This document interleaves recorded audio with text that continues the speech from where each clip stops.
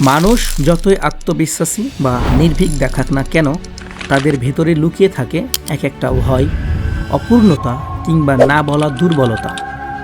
শক্তিশালী দেখাতে তারা মুখোশ পরে, শত্রুকে চেপে রাখে আর নিজেকে নিয়ন্ত্রণে রাখার চেষ্টা করে।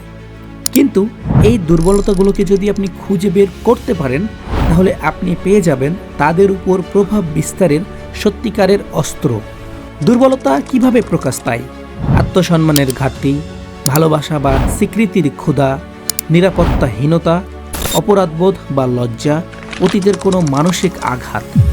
অনেকে উচ্চ আত্মবিশ্বাস নিয়ে কথা বললেও তারা ভেতরে ভেতরে অতীতের কোনো অপূর্ণতা বা বেদনার কাছে আজও পরাজিত। তারা হয়তো ভালোবাসার আশায় ডুবে আছে, অথবা কারো কাছ থেকে স্বীকৃতি চাই। এই চাওয়াগুলোকে বুঝতে পারলে আপনি সহজেই তাদের নিয়ন্ত্রণে আনতে পারবেন। মানুষের দুর্বলতা জানা কেন গুরুত্বপূর্ণ? কারণ কেউ যদি মনে করে আপনি তার না বলা কষ্ট বুঝতে পেরেছেন, তবে সে আপনাকে বিশ্বাস করবে, তার মন খুলে দেবে।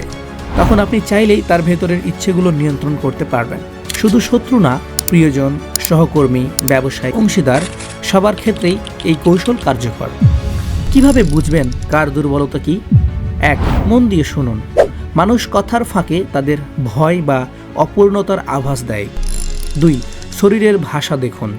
কারো চোখ নামিয়ে নেওয়া, কণ্ঠ কাঁপা বা হাত ঘামা দুর্বলতার ইঙ্গিত।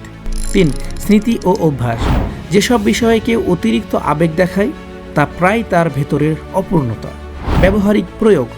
প্রেমের ক্ষেত্রে যদি দেখেন কেউ ভালোবাসা বা স্বীকৃতির অভাবে ভোগে, তাহলে তাকে সেটা দিন, সে আপনাকে নিজের একজন ভাববে। ব্যবসার ক্ষেত্রে যদি বুঝেন কেউ অতীতের ব্যর্থতায় পীড়িত, তাকে সাফল্যের পথ দেখান, সে আপনাকে শ্রদ্ধা করবে। রাজনীতির ক্ষেত্রে প্রতিপক্ষের আত্মবিশ্বাস ভেঙে দিয়ে তার দুর্বল জায়গায় আঘাত করুন আর তার অনুসারীদের প্রভাবিত করুন। নিয়ন্ত্রণের কৌশল। তাদের চাওয়া পূরণ করুন। যদি ভালোবাসা চাই, তাকে সম্মান দিন। যদি ব্যর্থতার ভয় থাকে, তাকে ভরসা দিন। যদি আত্মসম্মানের ক্ষতি হয়, তাকে সম্মান দিয়ে পাশে টানুন। এই আইন ব্যবহার করার সময় সীমা অতিক্রম করবেন না।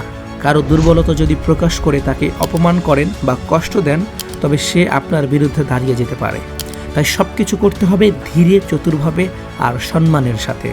সবচেয়ে শক্তিশালী মানুষকেও ভেঙে ফেলা যায় যদি আপনি জেনে ফেলেন তার সবচেয়ে দুর্বল জায়গা কোথায়। মানুষের স্বপ্ন, চাওয়া আর অভাবই তার আসল চেহারা। এই চেহারাই ক্ষমতার আসল চাবিকাঠি। ধন্যবাদ।